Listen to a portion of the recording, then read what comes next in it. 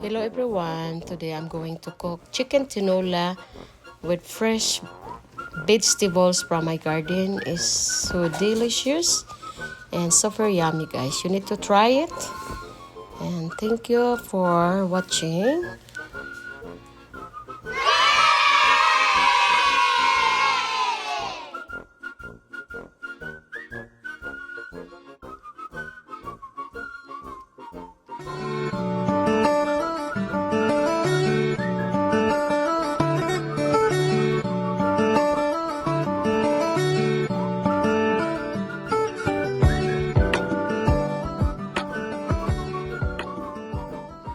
Tablespoon of oil in the medium size.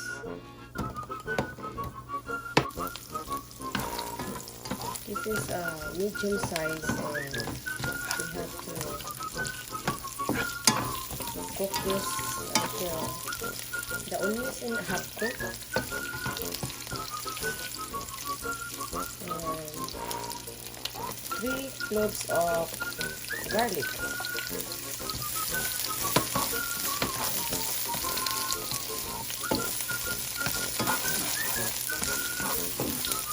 So we have to stir it until the garlic and the onions turn light brown.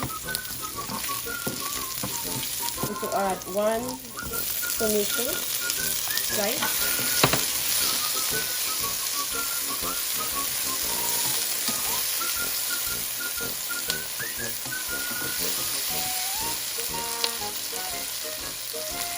And then also the chicken. So we have to simmer the chicken until the smell is gone and the blood. So we have to simmer it well. If you have ginger, guys, you can add ginger, but I have no ginger. I ran out ginger. So what I put is lemongrass. This lemongrass from my garden. I put the lemongrass. So we have to simmer it.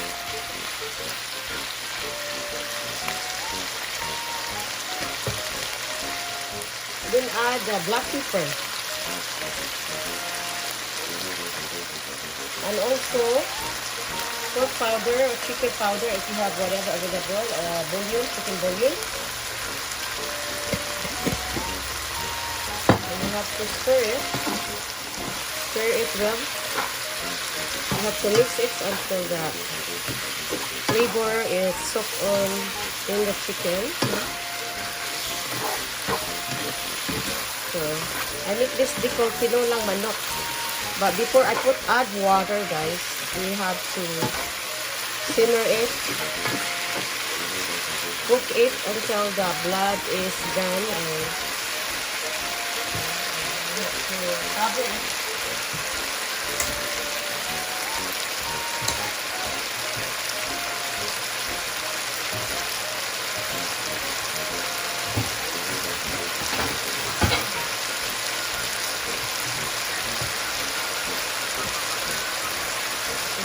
So we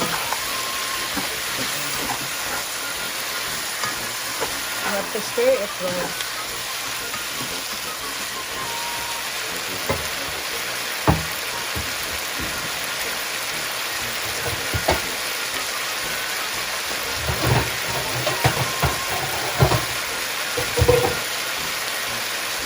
So we have to cover it, guys.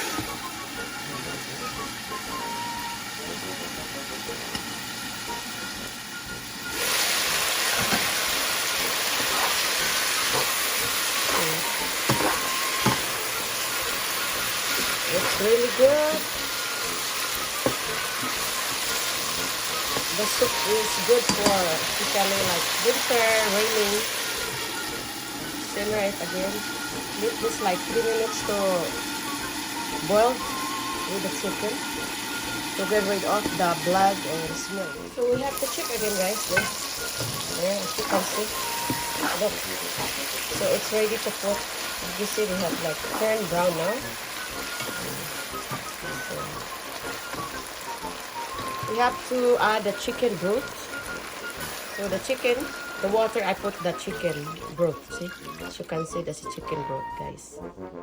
Yes, and you have to add more chicken broth.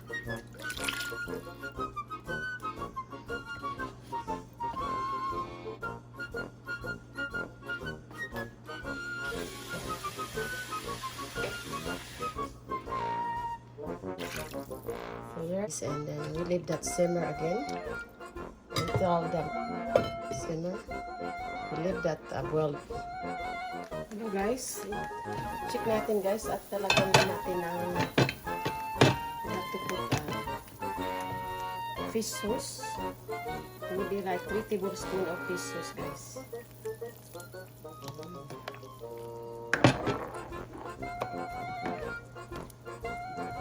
To try it.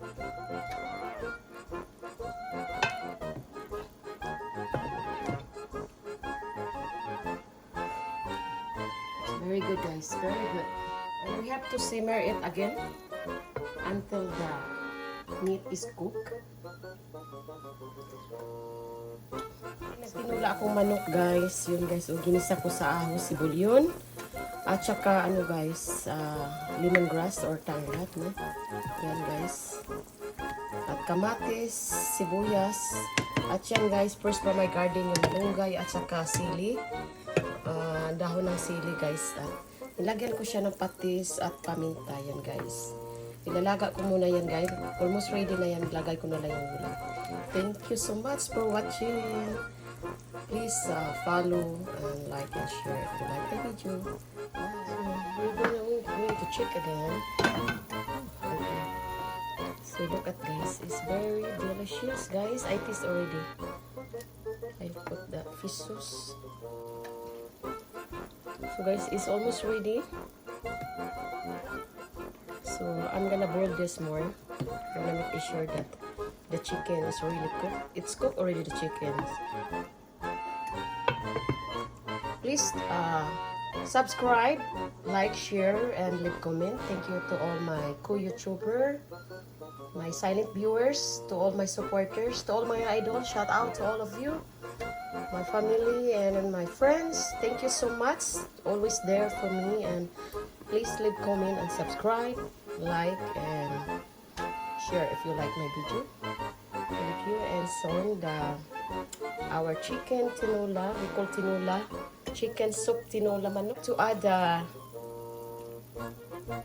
this what do you call this, chili, we call this chili leaves,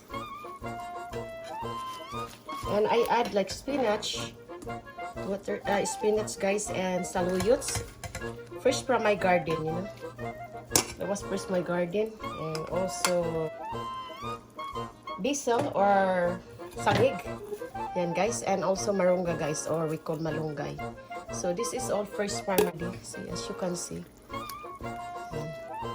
smells good. So this is a Philippine recipe. 1 minute and then the food is ready to go, guys. And onion spring or onion leaves, you know. So that is optional only. So food is ready, the soup is ready, guys. So now we have going to transfer here. We're gonna turn off this. We don't need to cook too much the vegetable because we don't want it to be overcooked. So now we're gonna have to, so as you can see guys, that is tinolang manok. It's really good. So please subscribe guys, like and share.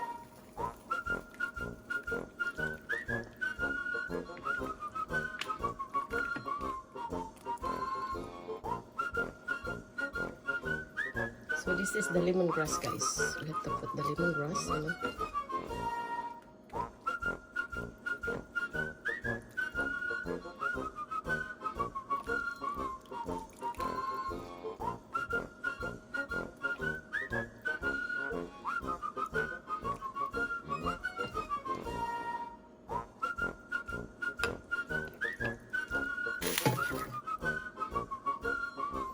So you guys for watching my video, and please subscribe, like, and share. Thank you.